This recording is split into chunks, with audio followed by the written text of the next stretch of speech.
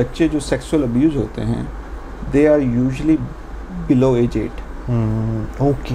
अगर आपके बच्चे से ये सवाल पूछूं कि भाई वो नमाज क्यों नहीं पढ़ता, आप बताएं कि वो क्या जवाब देगा। उसने अपने जेनिटेलिया को इलेक्ट्रिक्यूट करके वो मेरे पास आया था after suicide, serious suicide attempt. The reason उन्होंने मुझे चूज़ किया था कि मेरा नाम मोहम्मद था, मैं एक मुस्लिम साइकाइट्रिस्ट था। एडिक्शन जो है ये बेसिकली एक वूंड को नंब करने के लिए।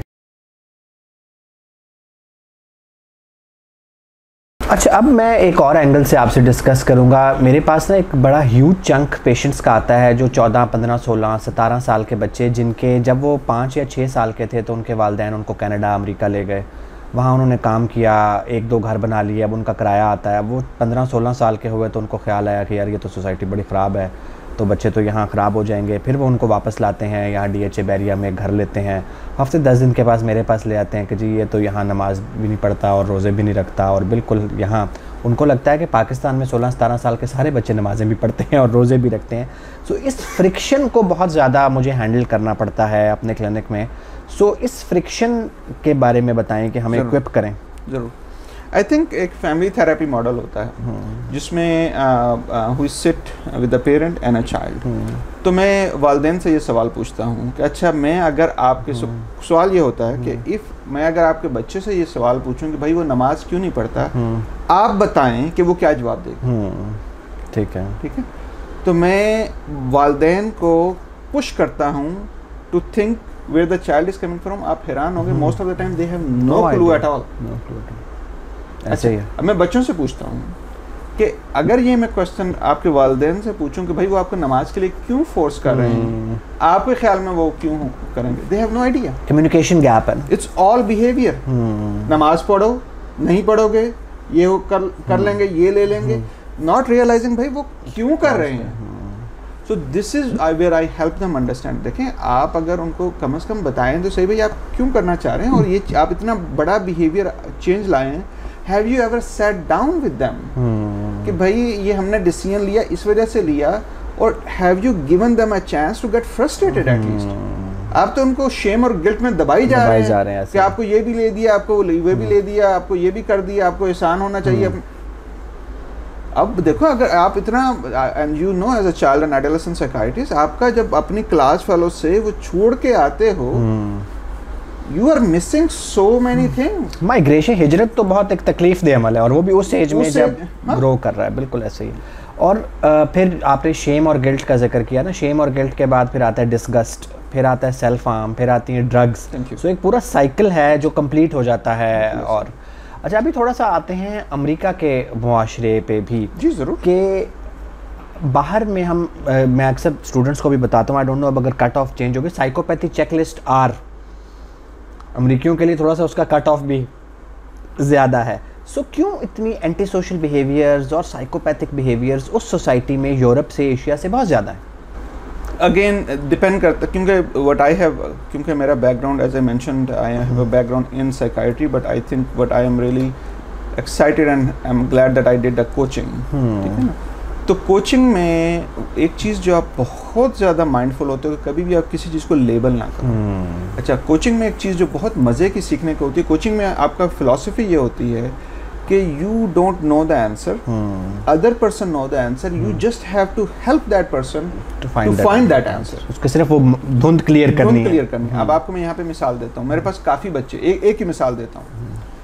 और बच्चा आया 11-12 साल का, उसको सारे लेबल लगे हुए थे, कॉन्डक्ट डिसऑर्डर, उसको एंटी सोशल, इंटरमिटेंट एक्सप्लोसिव, उसने मल्टीपल हॉस्पिटलाइजेशन होके, मल्टीपल एंटी साइकोटिक ट्राई करके वो मेरे पास आ गया था। मैं बिहेवियरल स्कूल में, स्पेशलाइज स्कूल में मैं काम कर रहा था।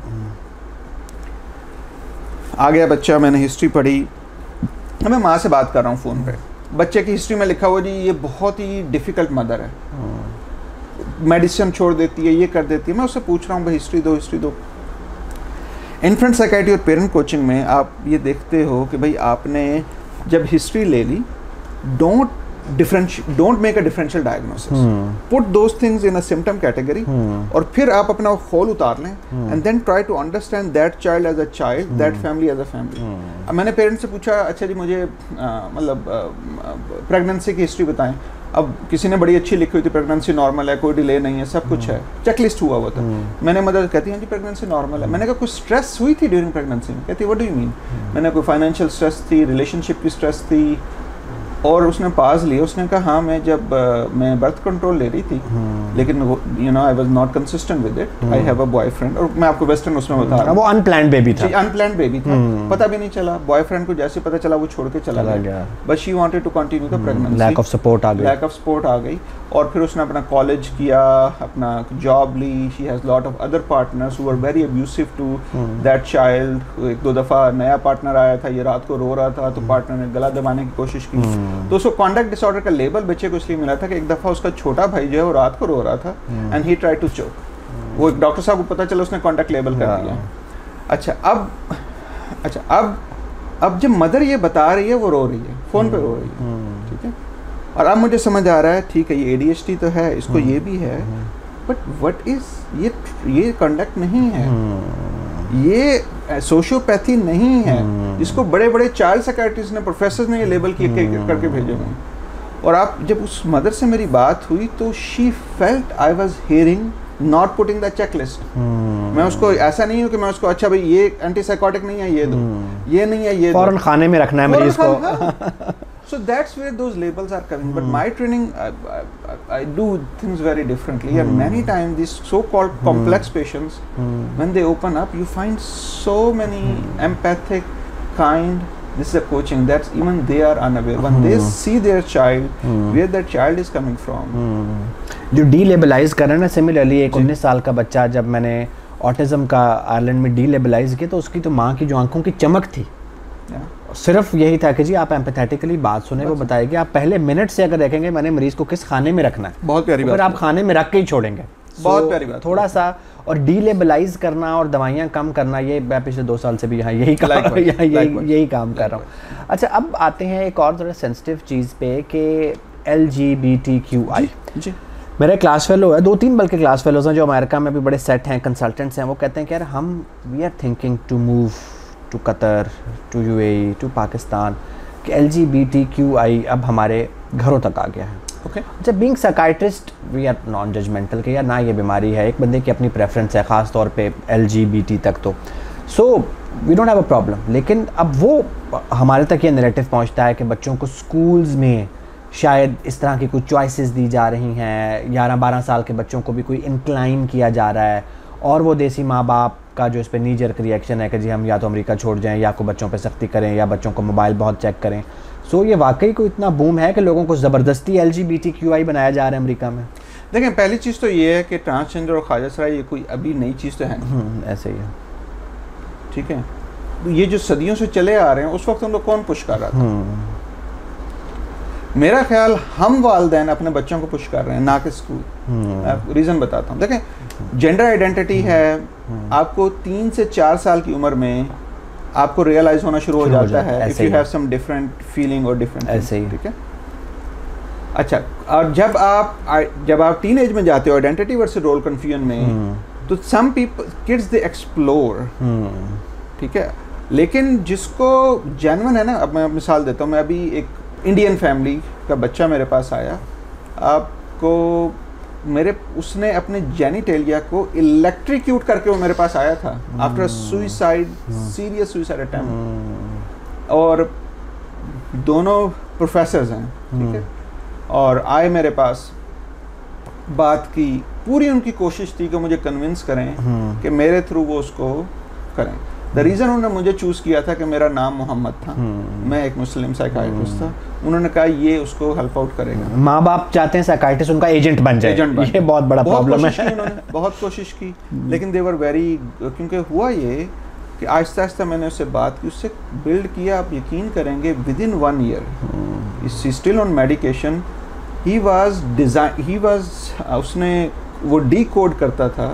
फिर उसने मुझे अपना YouTube चैनल दिखाया कि जिसमें at a very senior level people are listening to him, and then same teenager, उसने one of the best बच्चों की एक इस्लामिक स्कूल के लिए एक ऐप बनाई थी which was so interactive that I was surprised.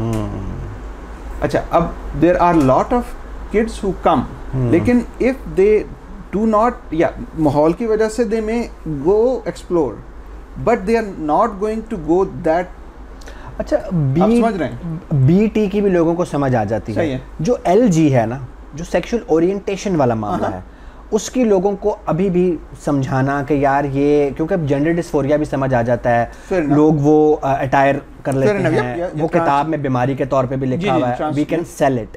लेकिन जो L और G वाला मामला है ना, अब पाकिस्तान में भी जब आता है पेशेंट, एक तो हमारे लिए कहना बड़ा आसान है, वो पेशेंट बन गया होता है डिप्रेशन और एंजाइटी का, सो कहना बड़ा आसान है कि यार आपको तो कोई बीमारी। मैं एक आपको छोटा सा वाकया नरेट करता हूँ। जब मैंने पिम्स में ट्रेनिंग स्टार्ट की तो एक 17 साल की बच्ची थी, वो एडमिटेड थी, वो अपनी ग्रॉइन्स में बॉटल्स ठंडे पानी की और बर्फ़ रखती थी, गायनी से रेफ़र हुई, उसके वुंड्स बने हुए थे। अच्छा, वी थॉट कि कुछ साइकोटिक बिहेवियर है। खैर उसको मेल वार्ड वहाँ ज़रा कंबाइंड ही है पिम्स में, दाखिल किया, दैट बिहेवियर परसिस्टेड। अच्छा, एक बंदे ने मेंटल स्टेट किया, दूसरे ने किया, तीसरे ने किया, उन्होंने कहा यार आप देखें। तीसरे दिन मुझे उसके साथ, मैं कभी भी किसी पेशेंट के साथ एक सिटिंग में ना 50 मिनट से ज़्यादा नहीं बैठता, सो तीसरे दिन मुझे पता ये लगा कि शी इज़ ए लेस्बियन और उसकी मंगनी हुई है उसके ताया के बेटे से।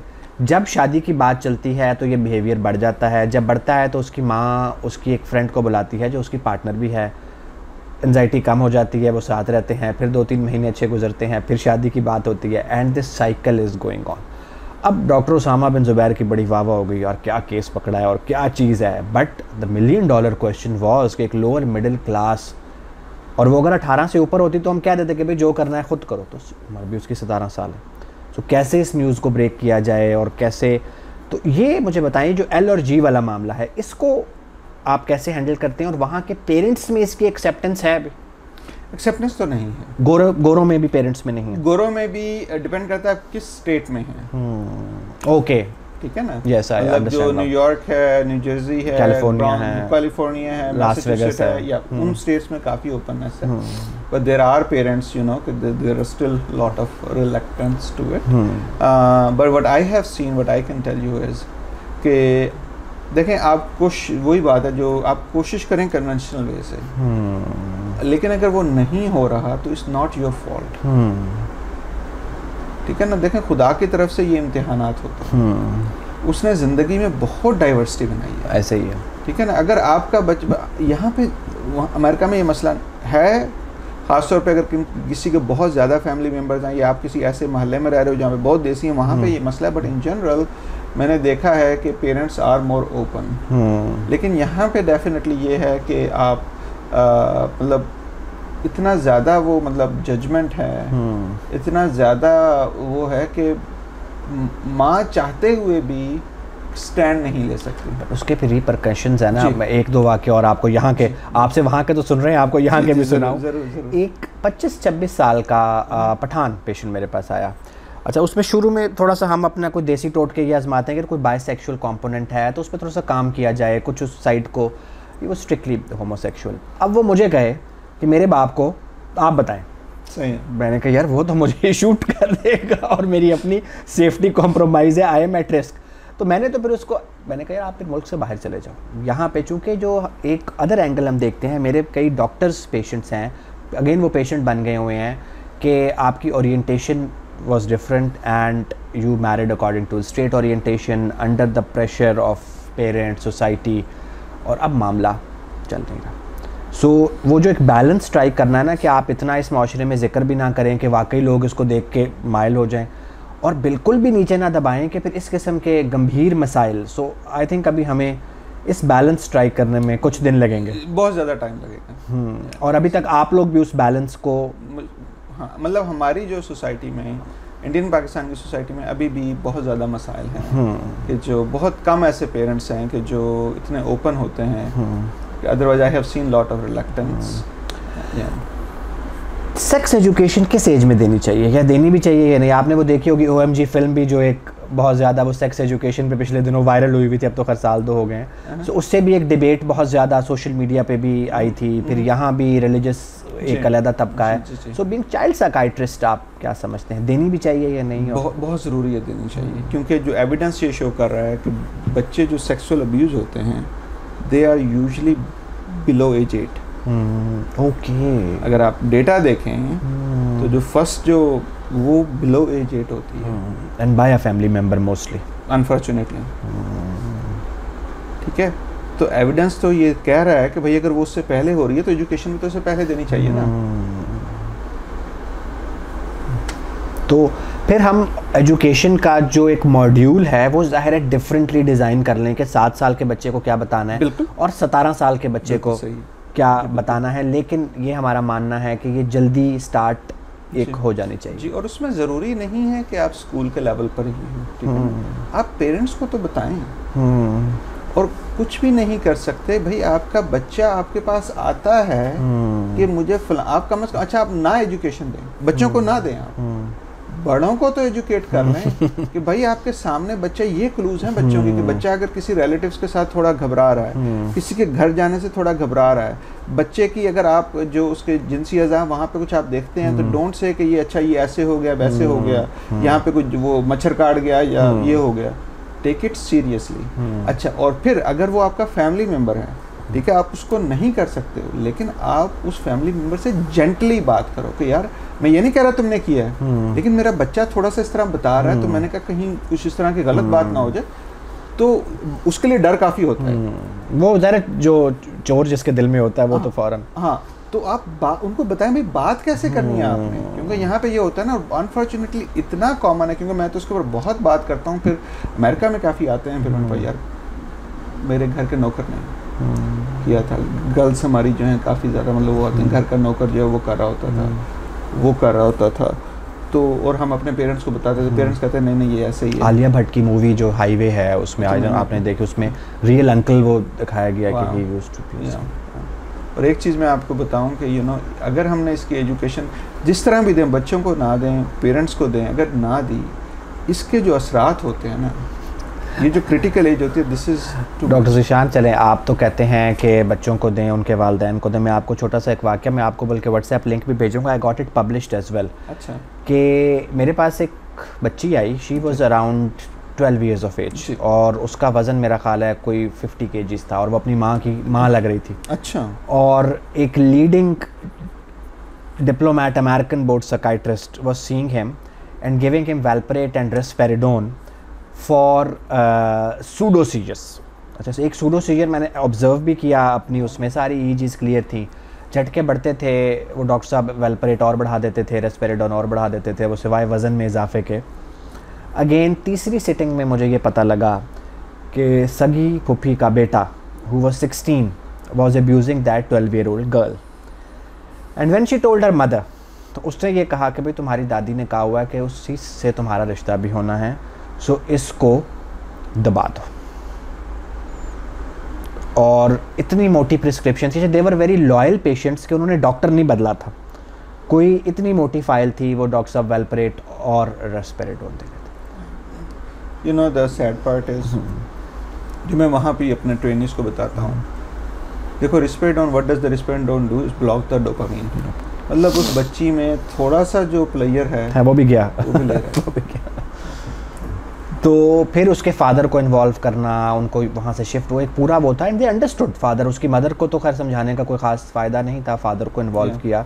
सो ये तो स्टेट ऑफ अफेयर्स है हमारे मेंटल हेल्थ प्रोफेशनल के साथ भी, कि जब हम बैठ के बात नहीं सुनते। अच्छा, अब आते हैं हम लास्ट पार्ट की तरफ आ रहे हैं, ड्रग्स का जो बूम है, पहले आपके यहाँ ज़्यादा था, अब हमारे यहाँ भी, हम मुकाबले में आपके से ज़्यादा पीछे नहीं है। मेरे पास 7th 8th क्लास के बच्चे भी अब आ रहे हैं, 8th क्लास के बच्चे रूरल एरियाज़ के फौजी स्कूलों के, APS फौजी फाउंडेशन 7वीं 8वीं का, हमने पहले सुना हुआ था जी, रूट्स है, बीकन हाउस है, यूनिवर्सिटीज़ हैं, ये वो है जहाँ पे एक स्वैग है और वो है। अब छोटे शहरों के कंजर्वेटिव स्कूल्स के 7वीं 8वीं के बच्चे, सो ये कहाँ, इसका आपके पास वहाँ पे क्या हल है? वहाँ तो मैंने ड्रग डीलर बच्चे भी देखे हैं 14-15 साल के। जी, before I go there, let me share in my humble opinion, यहाँ पे क्यों ऐसा हो रहा है। बच्चे यहाँ पे वालिदैन रात को 1-2 बजे सो रहे हैं, ठीक है, ऐसे ही है, बच्चे भी 11-12 बजे सो रहे हैं, ठीक है, सुबह 7 बजे उठ रहे हैं, स्कूल जाना है, स्कूल में आधा आप नींद में होते हो, आधा आप जो है ना वो चल रहे होते हो, वल्नरेबल होते हैं आप वल्नरेबल भी होते हो, और दूसरा अपने आप को आपने, और प्रेशर भी आपने, होमवर्क भी करना है, स्कूल में ये भी करना है, मिसबिहेव भी नहीं करना, और देन यू नो, और आपको जो मुझे बहुत अच्छा ड्रामा लगा था वो क्या नाम था उसका, पिंजरा, बिल्कुल बिल्कुल, हदीका कियानी जिसने थी, बिल्कुल आई लव, और मैंने उसको यूट्यूब भी अपनी बनाई थी, आई मीन दैट वाज थोड़ा एग्जैजरेटेड था बट डेफिनेटली। तो अब तो ये वजूहात मेरा यहाँ पर, फिर वालिदैन का जिस तरह आप बता रहे हो कि कोई मतलब वो, या आप उनको वो फ़ोन दे देते हो या वो आईपैड पे हैं, कोई आउटडोर एक्टिविटीज़ नहीं है, कोई बोर्ड गेम्स नहीं है, कोई ये कॉन्सेप्ट नहीं है कि भाई पेरेंट्स ने, माँ बाप ने आपस में टाइम गुजारना है। आप ना लेके जाओ बाहर रेस्टोरेंट, लेकिन घर पे ही, मतलब ये ना हो कि वालिद साहब काम करने के बाद दोस्तों के साथ गुजार रहे हैं, जब बच्चे सो जाते हैं फिर वो घर आ रहे हैं, फिर उनका ये होता है मेरे लिए ये भी करो वो भी करो। और उसके अलावा जो है जैसे नंबर कम आते हैं, तो मेरा ख्याल जो रीज़न, अच्छा एडिक्शन जो है ना, एडिक्शन जो है ये बेसिकली एक वूंड को नंब करने के लिए, ऐसे short term coping strategy, coping. So again the same thing, don't focus on the addiction, is a behaviour, cause, functioning कहाँ से आ रहा है, बच्चा लोनली है, बच्चा घर पे, बच्चा कह रहा है कि भाई बच्चा कहता है कि भाई मुझे मेरा बड़ा भाई बुली कर रहा है, आप कहते हो नहीं ये तो ऐसा मजाक कर रहा है, बच्चा नेवर बीइंग हर्ड, तो वो तो दूर होता जाएगा, उसे जैसे कुछ मिलेगा, पेरेंट्स भी खुश हैं, भी खुश है। So focus on. असल में अगेन जो मसला मेंटल हेल्थ प्रोफेशनल्स का भी है ना, वो जो एडिक्शन वाले पेशेंट्स हैं और पर्सनालिटी डिसऑर्डर्स, इनके साथ नॉन जजमेंटल रहना मेंटल हेल्थ प्रोफेशनल्स के लिए भी बड़ा मुश्किल हो जाता है। अच्छा, जब हम दो सोसाइटीज़ के कंपैरिजन्स की बात करते हैं जी, आप भी अमेरिका गए, इस वक्त सारे लोग अमेरिका जाना चाहते हैं, यूके जाना चाहते हैं, और उन सोसाइटीज़ का जो कोड ऑफ कंडक्ट है फिलहाल वो रिलीजन से डिराइव नहीं हो रहा। सही फरमा रहे हैं, ठीक है। सो मिरर न्यूरॉन से आ रहा है ठीक है, मिरर न्यूरॉन, ठीक है। सो रिलीजन का रोल फिर पेरेंटिंग में उस सोसाइटी में और इस सोसाइटी में क्या होना चाहिए?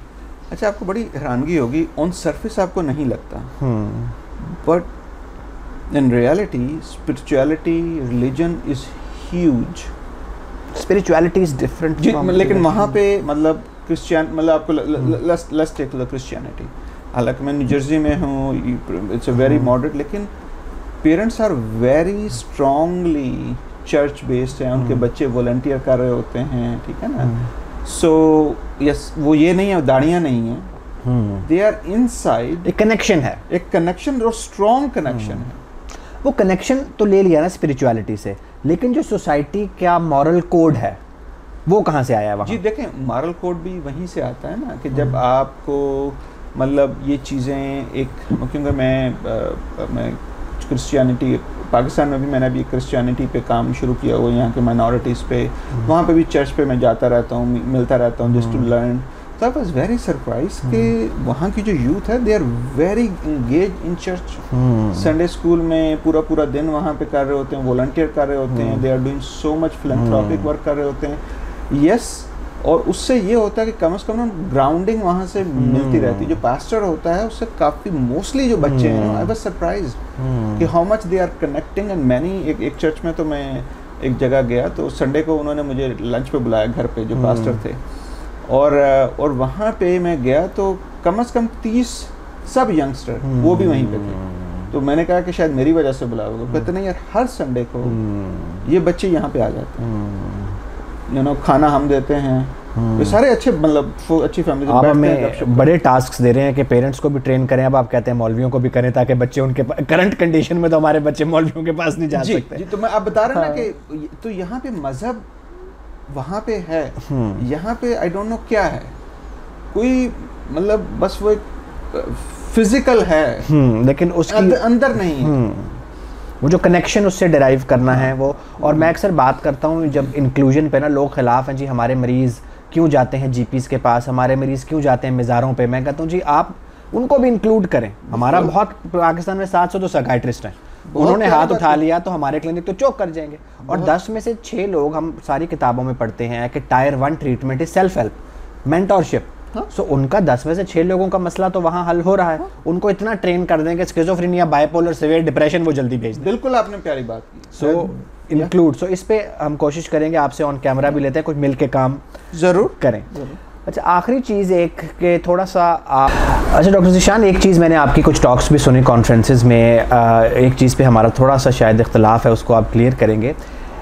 जो सेल फ़ोन का यूज़ है उसको हम माइनस नहीं कर सकते। मेरे क्लिनिक में ना माएँ एंटर होती हैं, सलाम दुआ भी नहीं, डॉक्टर साहब सारे मसाइल की जड़ ही है। मैं कहा जी बैठ जाएं, कुछ नाम पता, डॉक्टर साहब नाम पता बाद में होगा, आपने इससे कहना है कि ये मोबाइल इस्तेमाल नहीं करें। बिल्कुल सही है। सो मैं उसको ये बताता हूँ, मैंने कहा जी आप जब बाहर निकलेंगी ना और अगला मरीज़ आएगा, उसके दरमियान में मैं भी 2 मैसेजेस के जवाब दूंगा। सो इसको हम पिक्चर से निकाल, बिल भी से जमा होता है। अब क्लास 1 से कुछ स्कूलों में पढ़ाइयाँ भी आईपैड्स पे हो रही हैं, शायद इस तरह लिखना ऑब्सोलीट हो जाए। Fair enough. सो इसको इंक्लूड करके प्रोसेस करना पड़ेगा, इससे आंखें बंद करना मसले का हल बिल्कुल हरगिज़ नहीं। बिल्कुल सही। क्या टेक है आपकी इस पे? जी हम और अभी 2 बजे मेरी टॉक भी इसी के ऊपर है, तो हम वहाँ पे बोलते हैं फैमिली मीडिया प्लान। ओके।